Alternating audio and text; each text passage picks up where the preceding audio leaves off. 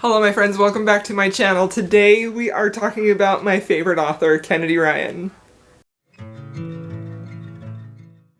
So, Kennedy Ryan is my all-time favorite author. I am continuously just absolutely impressed with her ability to convey emotion, passion, humor, swoon, steam, all of it.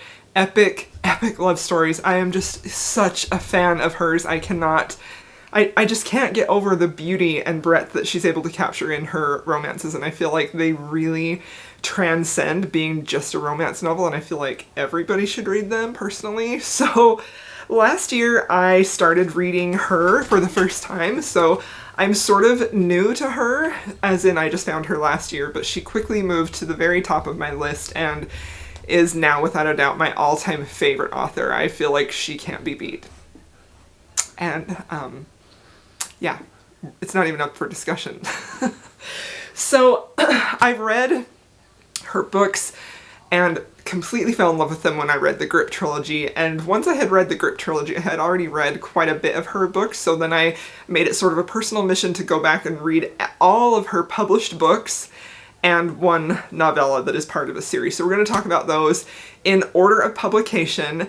And I also want to start this out by saying that it is my hope, if everything goes well, that this video will be up on my channel the day that her newest release launches, June 8th. Her newest book is Real. I already have a dedicated reading vlog to this book. It is absolutely beautiful. It was 6 out of 5 stars for me, and we will get to that soon, but I just wanted to mention that first of all. So let's go ahead and get started with her earliest published books, and then we will go along until we get to the most recent ones. So this is hopefully just going to be an overview of the books she has written, the times when they were published according to Goodreads, and also my personal favorites and my personal opinions. I do want to say that it is very common for Kennedy to really deal with some sort of heavy, triggering topics that could be triggering depending on what your own triggers are. However, my Goodreads is linked down below, and for each book of Kennedy's I will have trigger warnings in each of my reviews for her books. So if you are interested in that, be sure to check out, or if you need those trigger warnings, be sure to check that out.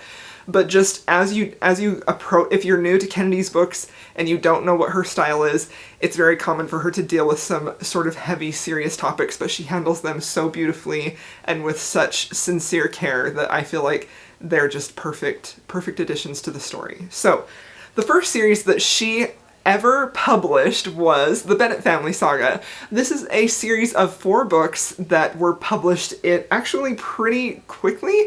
4 books were published from 2014 to 2016. So the first 2 books in the series are actually a duet in that you definitely need to read the first and then the second to see the couple's complete story arc. And then the second 2 books, the last 2 books, could technically be read as standalones. There's no cliffhanger, there's a contained story in there. We do meet those characters in books 1 and 2, and we get a little bit of their background and history so that we kind of have a greater picture of their motivations and things that happen to them and how they react to them in their own books. But I do think if you wanted to read those 2 as standalones, you probably could. So let's talk about the first 2, the duets. So the first 2 are When You Are Mine, and the second is Loving You Always. These books were published in 2014, and it looks like they were published, according to Goodreads, concurrently, so you could read one after the other. The Bennet Family Saga deals with the Bennet family, and that is Walsh, who is the main character in the first 2 books. Walsh is the hero. He is the son of a very wealthy family, a very powerful family, and also, in accordance with their wealth and power, they're also sort of head of this big charity organization where they help impoverished countries and children find adoption. They have that's a big source of this book, is using their wealth for good too. So Walsh Bennet is, at the time when you meet him, he's a little bit of a playboy. He's not settled down. He's definitely traveling over the world, doing some good works, but also, you know, definitely hooking up with some pretty women also on the side. And he ends up meeting Karis.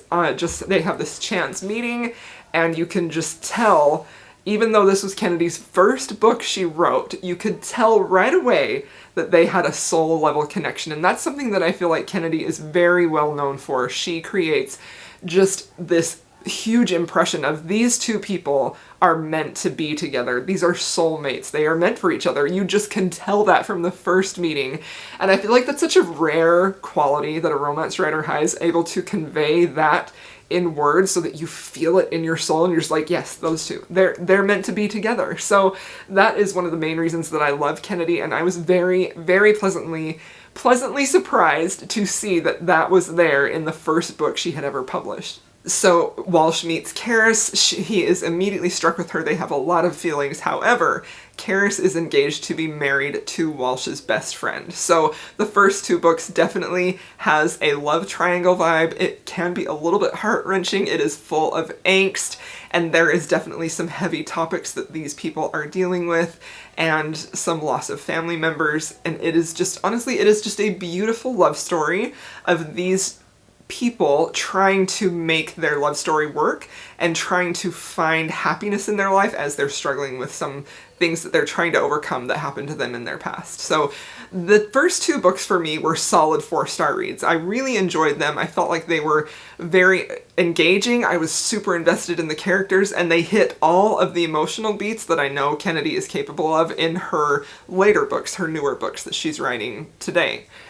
So, however, the third and fourth book in this series, I gave 5 stars. They kind of blew me away. I was really awestruck at how powerful and how emotional and also how sexy these were. The steam level was definitely ramped up in both of these. They had some really, really beautiful moments between the couples that had just perfect emotional and steam level greatness. It was wonderful. The third book is called Be Mine Forever, and this book follows Joe and Cam, who you meet in the first two books.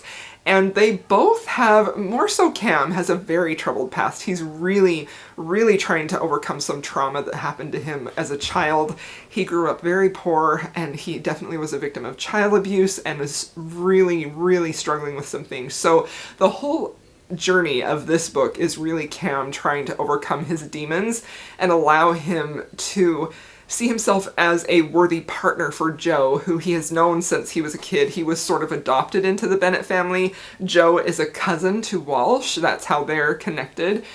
And he has always sort of not really hero worship, but just like held Joe, his cousin, on this pedestal, like she was just a princess and should be protected at all cost, while also really having an attraction and sort of some feelings for her as they grew up as teenagers. So now they're adults. Joe has been pining for Cam for her whole life, pretty much, and she finally sees a chance for them to be together, and she takes it.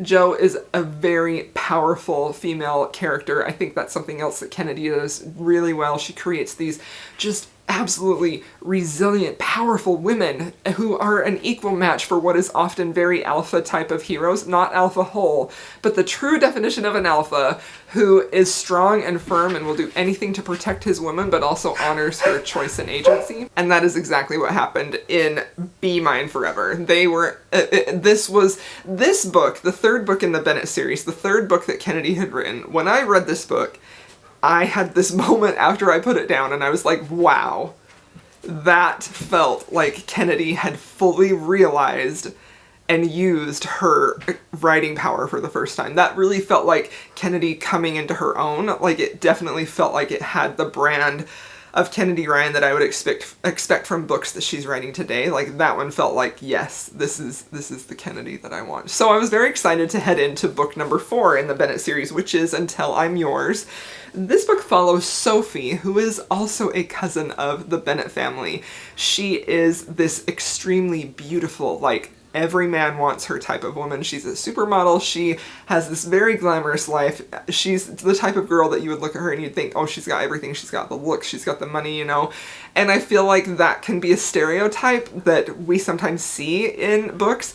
But of course, Kennedy didn't stop there. And she really allowed Sophie to have a lot of layers to her character so that she had a lot of complexity and a lot of depth. And she was really striving to be a better person and to really sort of elevate herself and be the type of person that the charitable side of the Walsh Foundation, which the Bennett family, like, you know, their charity organization, she wanted to be the type of person to run that, and that people will look to for goodness and not just be this vapid, vain, beautiful woman that every man wanted, you know? But she's struggling with that. She's struggling with that because she knows that she's known for just being beautiful, and she likes that, and she leans into that. That's her power, right? She knows the power that she holds over men, and she wields it like a weapon. So she is definitely thrown off when she meets Trevor Bishop, who I believe is actually connected to a character in the Hoop series, which is kind of fun. A little Easter egg there. Trevor Bishop is this big, powerful, he has some Native American heritage, but he also has some Irish heritage because he has red hair, and it's mentioned in the book, things like that. And she is like, wow, who is this very manly man? Like, she's extremely taken with him. And Trevor is very taken with Sophie from the moment he meets her, but the very cool thing about this book is that he doesn't just see her as a beautiful woman to win or to take to his bed. Like, he sees the potential that she has, those layers that she wants to achieve, and he's trying to unlock those and really have a deep relationship with her. So again, this is a couple that had a soul level connection from pretty much their first meeting, and I just absolutely love this book. This was another 5-star read for me. I highly recommend this one. Definitely. Was very impressed with the whole Bennett family series, the 4 books. The first 2 were very good for a debut book. The last 2 blew me away. Totally loved them. 5 stars. The next book series that she wrote. So the next series that she wrote is the Soul series. Now, I have those books right here. I'm holding them all on my lap. So the Soul series consists of 3 books. The first one is My Soul to Keep. The second one is Down to My Soul. And the third one is Refrain. So Refrain is the 3rd book, but it's a little bit shorter. It's a little bit of a novella. That's just basically the closing beats of this couple's story that you've been following for a very long time. So let's talk about this series. So I'm going to talk about this series just all together because I don't want to give anything away, because this type of series, definitely you want to read this series in order because it only deals with one couple. This series deals with Ryson and Kai. Ryson is a musician. He is a piano prodigy who was just extremely gifted, and his parents were very wealthy, and they recognized this incredible talent that he had as a child, and so they sort of pushed for him to be in the limelight and to become a celebrity. And because his talent was so great, like, that happened very quickly, and he became a money-earning celebrity for them. But the pressure that his parents put him under was so great that he developed, like, anxiety, and he had some mental health struggles because of that issue. And there are some other things that happen with him and his parents that really pushed him to try and become emancipated from them and lead his own life and have some freedom with his career instead of being beholden to his parents. So he emancipates himself from his parents and is sort of out living his own life, basically with his uncle, who's kind of like his business manager. Kai is a young woman who is living with her mother. Her mother is very ill, and Kai is taking care of her. Her mother has a terminal illness. Kai is taking care of her, and her mother is her best friend. They have a great relationship. But meanwhile, while Kai is basically waiting tables and being a waitress, she is also incredibly talented in singing, dancing, and hopes to be an actor. So she's trying to make a name for herself in that sort of star avenue, being a dancer and a singer. She ends up meeting Ryson through his uncle. They meet, and Ryson, again, like, they have this soul level connection. They meet. Ryson is so immediately struck with her. He wants to date her and to have a relationship with her, and she is very much like, no, dude. Like, I know you're very famous, and I really like you as a friend, but I want to make a name for myself without riding on your coattails, basically. So this is a very interesting story in that we have them starting out as not even knowing each other, having this big attraction to one another, to then becoming friends, and to then having a relationship. I think this series is super beautiful. I gave the first 2 books 4 stars, and then this little novella really pushed it over to the edge to me, and I gave this 5 stars. I loved the way this story ended. I loved this couple. I loved their story. I loved their romance. It was just beautiful. So, also, in this series, we end up seeing characters from the next series that Kennedy writes. So Ricin is actually, let me find it. Ricin is actually the brother of Bristol, the heroine from the Grip Trilogy. So let's talk about the Grip Trilogy now. So if you are wondering what the dates are for when the Soul series was published, the series of 3 books was all published from 2015 to 2016. So from 2014 to 2016, Kennedy Ryan wrote the Bennett Saga, which is 4 books, and the Soul series, which is 3 books. That's 7 books in 2 years. I mean, that's pretty incredible. So now let's talk about the Grip Trilogy, which, if I'm being completely honest, this is still, it's hard for me to say because I still is my favorite book I've read this year, still is my favorite book of all time, which is the last book in the Grip Trilogy. And that was really the book that really pushed Kennedy to my all-time favorite author. The only book that I have read that comes close to Still for me is her newest release, Real. That one also hit me almost just as hard as Still, and if I had to choose which one was my favorite between Still or Real, it would be really hard for me to choose a favorite. I love them both pretty much the same. So, let's talk about the Grip Trilogy. The Grip Trilogy, our heroine is Bristol. This is a 3-book series. It starts with Flow, which is the prequel novella, which I think you definitely need to read before you read Still and Grip and Still, because this sets up their entire relationship. It's a really short read. It's not going to take you long, but definitely read this. Kennedy herself has said that she recommends that you do not skip Flow. So don't skip Flow. It's a very short novella. Be sure to read this first. This book is how Bristol and Grip end up meeting in the first place, and we get to see Ricin because she is Ricin's sister. So there is a little bit of a cameo in the Soul series at the very end when Bristol is in that series pretty often. And if you want my opinion, if you're new to Kennedy Ryan, I would suggest you read the Grip Trilogy and then you read the Soul series. And Kennedy wrote to me and she suggested that as well because Bristol is a little bit unlikable in the Soul series. She's super protective of Ricin and she doesn't really like Kai a whole lot, and it's kind of a little bit hard to really love her like you do in this series. So the first book, Flow, is the prequel. This is how they meet. They end up meeting and have a 2-week, basically, love affair. And then at the very end, when Bristol comes out to California to visit her brother is staying with Grip. Grip picks her up from the airport. They have a beautiful, powerful, soul-level connection meeting in this book. There is a beautiful Ferris wheel scene that I still get like flutters just thinking about. It's so completely beautiful. I love it so much.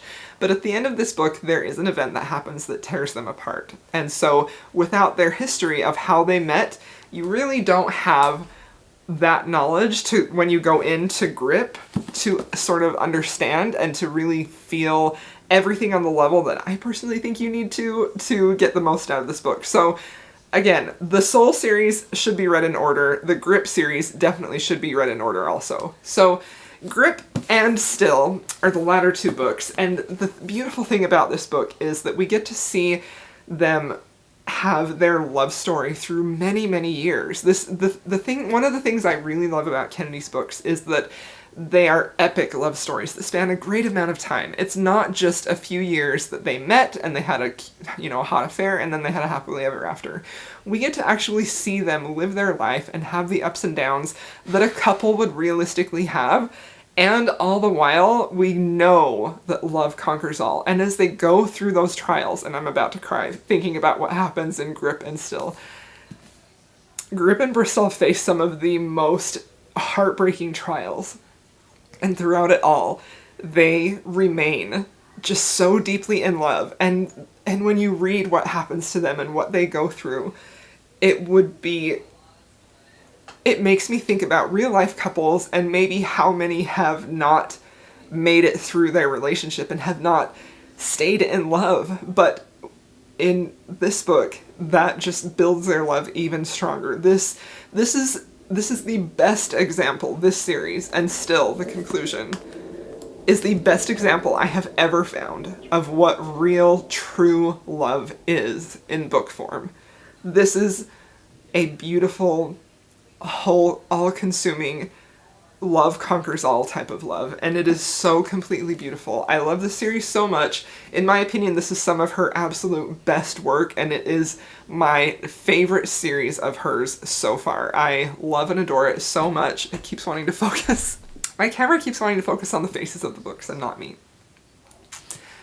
If you haven't read this series, if you've only read a few of the books in the series, I know some people that I know have read Flow and they've read Grip, but they haven't carried on to Still. And all I can say is, please read Still. Please read this series. This is my all-time favorite series. I love it so much. It is heartbreaking but hopeful, and it is, to me, the best example of true love that I have ever found in a book. I love it so freaking much, and I have spent way too long talking about it, but that's how dearly I love it. Okay, so the Grip trilogy was published from, let's look at the timeline. So the Grip trilogy was actually published in 2017. All three of those books were published in 2017. Okay, so now let's move on to the next books that she published. So the next books that she is known for, or the next books that she published, are the Hoop series. So the Hoop series is 3 full-length novels.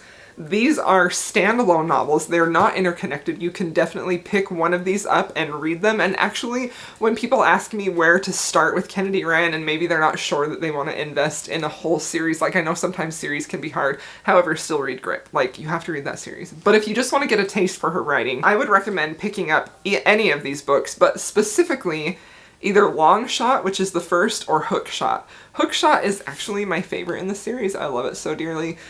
And it's the 3rd book, so you could definitely start there if you wanted to. So, let's talk about these in order. So, Long Shot is the story of a basketball player and the woman that he loves. This book follows August, who is a big-time basketball star. He is extremely talented and is very famous. He's just really at the peak of his career, and he meets Iris. When he meets Iris, they have a very adorable meet-cute. They have so much chemistry with one another, and they, again, have this soul-level connection. However, Iris is with someone else at the time, so there's no cheating in this book, nothing happens. She's just definitely having some feelings for August and feeling a little bit guilty about that, and August is like having a lot of feelings for Iris and is pretty determined to win her over, and no matter if she's with somebody else or not, but he is respectful of her wishes. So this book is another book that spans years. Their love story is epic. It's a little bit heartbreaking, and Iris goes through some very, very difficult situations in her life, largely because of the man that she is with, how he manipulates her, how he forces her into a situation that she doesn't want to be in, and her life is really all about this man's decisions and what he is going to allow her to do or not to do. There's a very strong theme in here of domestic abuse and violence, so I would be, if that's a trigger for you at all, just know that going in. I know I said I wasn't going to mention triggers, but I do feel like the triggers in this one specifically are particularly strong, and I think that when people hear about this story, this series, they think, oh, it's a sports romance, it's going to be lighthearted, and she definitely deals with some topics and issues in all of these books that are difficult to read, but also beautifully done, sensitively handled, and just adds so much to the story. You know, Kennedy Ryan never uses trauma gratuitously. I feel like she's very selective and very careful about how she builds that into her characters' lives so that it feels like an organic part of their story. But at the same time, if that's a trigger for you, just beware. August and Iris do eventually get together, but not after they go through a lot of heartache, and Iris especially does. Iris is one of my favorite female characters that Kennedy has written. She is incredibly strong and incredibly resilient and incredibly brave. And when she got her happily ever after, I wept with joy. I love this book. It is beautiful, it is heartbreaking, but it's also hopeful and full of love, and also steam. Like, I feel like I talk a lot about the emotional connection in these books because that's something that's super important to me, but also, like, these books are not shy on steam at all. They are full of passionate, spicy steam that just gets better and better as time goes on. So the next book in the Hoop series is Blockshot. This book, actually, when I read this, I initially DNF'd it because it has something in here that is usually a hard pass for me, and that is cheating. However, in my quest to read all of Kennedy's books, I decided to go ahead and push through, and I was really happy that I did. I gave this book 4 stars.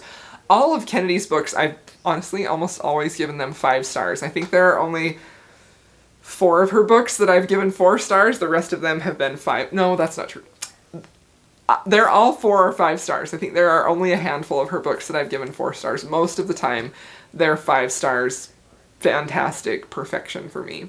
Blockshot follows Jared and Banner. Jared and Banner meet in college, and Jared has always been very much attracted to Banner. Banner is a plus-size heroine when they meet, and they end up having one passionate night. But before the night ends, Banner finds out that there was a bet involving that Jared would be able to bed her, and so she is devastated and runs away from him and doesn't see him for many, many years later. So years pass. Banner has since lost some weight, and fitness and nutrition have become a big part of her life.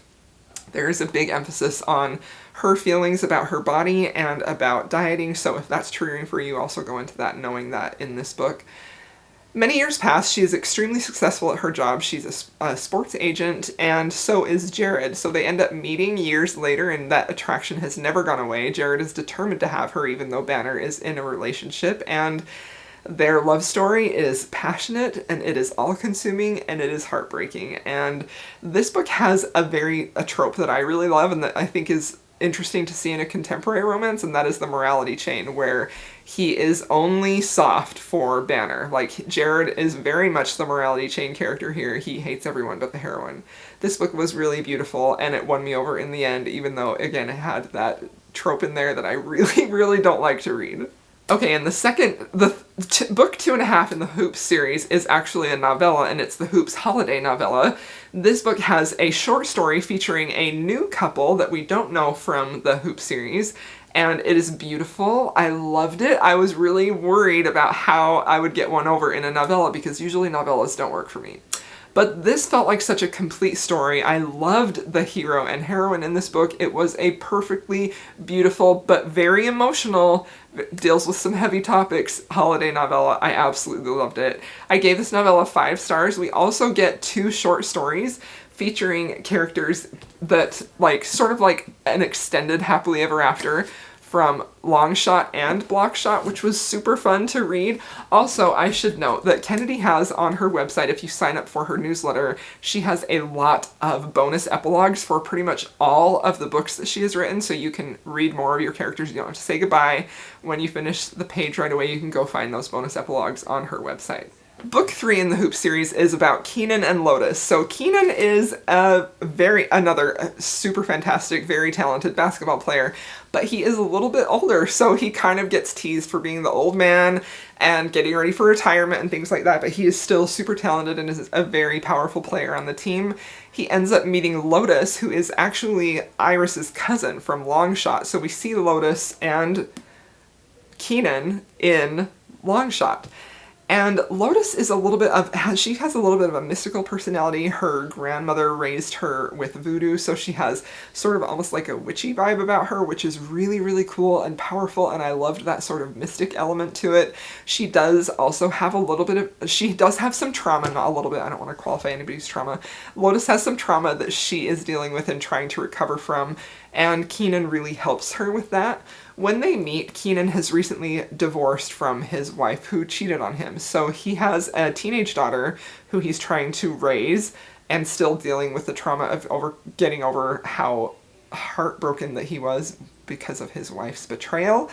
And he is so struck with Lotus. It is beautiful. The thing that I really love about Keenan in this book is that he is, without a doubt, a protective hero.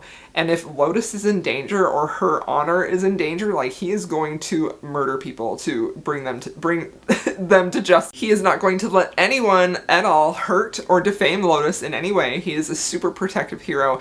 I think that Keenan is the epitome of an alpha male type of hero in that he is super alpha, super protective, but he's so soft and squishy for Lotus, and he will do anything for her, and it is so sweet and adorable. And I love this book. This is my favorite in the series. I loved seeing Lotus get her happily ever after, and I love Keenan. He's my favorite hero in this series. I just love him so much. So the Hoop series was written and published from 2018 through 2019. The last one was Hookshot. That one was published in 2019. So that is a lot of work to have been done in just 2 years. Like, I'm super impressed with her ability to write and put out books so often. So now we come to the books that she wrote in 2019 and 2020, and that is her All the King's Men series and Queen Move, which is sort of like a spin-off from All the King's Men. So All the King's Men series starts with book 1, which is The Kingmaker. The Kingmaker starts with our heroine Lennox, who is a Native American, and she is at a protest for a drilling process that's going to be happening in her native lands. Like, they're going to be drilling for water and oil and things like that. So she is at a protest, and Maxim, our hero, is also at that protest, and that is actually how they meet. However, Maxim is the son of the man who is responsible for the drilling of the sacred land of Lennox's family, of her ancestors. So, they're a little bit star-crossed lovers. They meet when Lennox is very young. I believe she's only 17 when they meet, and they have a powerful connection there, but nothing happens until they meet many years later. This series is definitely a duet in that the first book leaves you on a very big cliffhanger. So you're going to want to pick up The Rebel King, the second book, for sure right away. This is a duet that you do need to read one after the other because it's not a complete story of the couple unless you've read both of these books.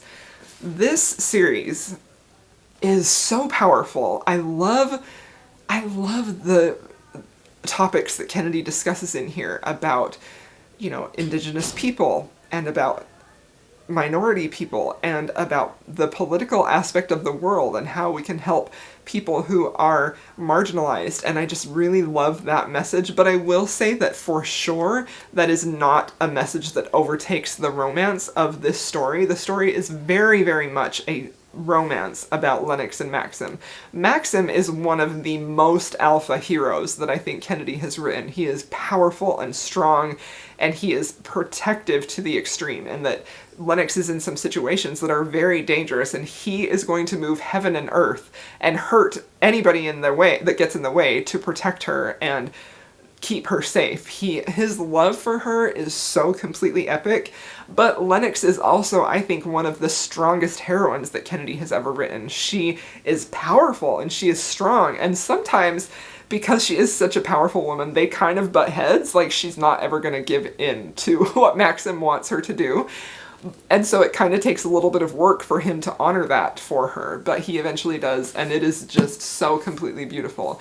I gave both of these books 5 stars, but if you were to ask me my favorite, it is for sure The Rebel King.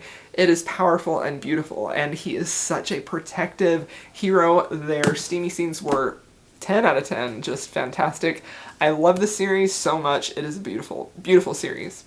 So then that brings us to her 2020 release, which is Queen Move. This is a standalone, and you technically could read this on its own. This was actually the first book that I read of Kennedy Ryan, and having read all of her books and then going back and reading the Kingmaker series, I kind of wish that I had read All the King's Men, that duet, before I read this, because Kimba is the heroine in here, and you do get to see her because she's very close friends, and she works with Lennox in The Kingmaker and The Rebel King, so you get a little bit of her history there too. And this book is a little bit unique, I feel like, in all of Kennedy's books, in that it very much focuses on Kimba and her journey and her overcoming some issues that she has in her life. She has some health issues and some health struggles, and in her overcoming and really being a powerful bad A woman in her career and finding love along the way too. My favorite part of this book is how she met her hero in the very beginning, and they were just young kids. It was just such a beautiful, beautiful scene. Watching Kimba grow up with Ezra and seeing their connection was just sweet and adorable. And it's a pretty short book, but the time frame that this book encompasses is pretty epic, and it is just a beautiful love story. I did give this one 4 out of 5 stars. I loved it. I think it's a powerful book. But I do feel like of all of Kennedy's books, this one is a little bit unique in that it very much focuses on Kimba's journey, and that the romance took a little bit of a backseat to that. But I still really enjoyed it, and I would recommend this for sure. It's a beautiful book. Alright, that brings us to Kennedy's newest release, which releases on June 8th. This book is Real. This is the first book in her Hollywood Renaissance series. We are going to be getting a novella this fall from Takira, who is a character in Real that we see, and I'm very excited for that novella. And then in the spring of 2022, we will get the second book in this series featuring different characters. That one will be Monk and Verity. So I am super excited to get their story too, because you see them in Real and you see a little bit of their tension and setup for what their romance might involve, and it's very, very fun. So Real is a contemporary romance, and all of the books in the Hollywood Renaissance series are going to be standalones, as in sort of like the Hoop series, where you could just pick it up, read it, have a complete story of that couple in that book. There aren't going to be any cliffhangers, there aren't going to be any big series like some of her other works. These are going to be contemporary romances that are standalone. So the interesting thing about Real is, like I said, like Still is probably my favorite book. Real is probably tied with that. I absolutely loved and adored Real. I thought it was beautifully perfection. I think this is Kennedy's best work. I feel like she's doing so much in this book. It is beautiful and heartbreaking, hopeful, romantic, swoony, steamy, funny. It just has everything in it. I loved it so much. It was, without a doubt, a 6 out of 5 star read. This is one of those books that really went beyond 5 stars for me, and it was just everything. It was more than I hoped for, honestly. This book, I had high expectations, and I feel like this book really blew them away for me. I just was in awe, and I absolutely loved it. So, the basic plot of this book is we have a Hollywood director named Cannon. He is a very powerful Hollywood director. He is very famous. He's won some awards. He's very sought after in that actors and actresses really want to work for him and be a part of one of his movies or his shows. He became famous for a documentary that he made of his mother who had MS, and she was also a photographer, and it was all about capturing her perspective as she aged and eventually passed away, and she knew that that was coming. It was a very beautiful how that was portrayed in the book. I loved seeing the relationship that Cannon had with his mother. So in Real, he is going to be doing a biopic, which is a movie that he wants to make about someone named Desi Blue, who was a black jazz singer who was extremely talented, but nobody really knows her story. Her story kind of gotten lost over the years. She was a key figure in the black creatives in like the 1930s. This is all fictional, by the way, but I loved that base of the story was there, and I feel like that is, like, Kennedy has a note at the end of Real talking about how she was inspired for this, and it's really beautiful, so make sure you read that. So Cannon ends up going to a Broadway show with his friend, Monk, who is the music guy. He's the guy who produces music and creates the music for the film. Monk is invited to this Broadway show because he is friends with Neva, who is a young actress. She's actually in her 30s. But she is a Broadway actress, and she's actually the understudy. So she gets a chance to be the star role on this Broadway play for the first time, and she invited Monk to come and watch her. When Cannon sees Neva on stage and sees her perform, he knows without a doubt that that is the actress that he wants to play Desi Blue in his film. So he goes to a lot of effort to get her to secure this role.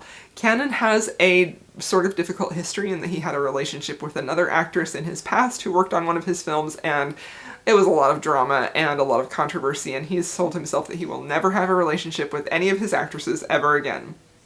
But of course, he meets Neva. Their love story is so beautiful and so epic, and Cannon is another powerful alpha mellow hero. He is so alpha and so grumpy at first, and Neva is this very sunshiny character, and watching him really melt and crumble and just risk everything for Neva was so completely beautiful. I loved their story so much. It is seriously such a beautiful book. I can't say enough good things about it.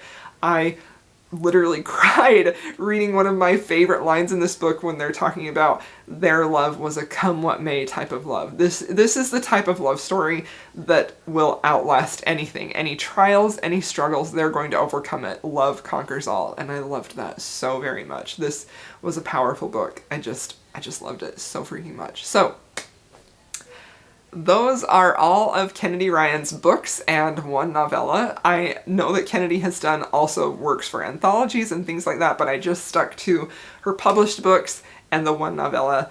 I am a huge fan of Kennedy Ryan. I think she's a fantastic, fantastic writer.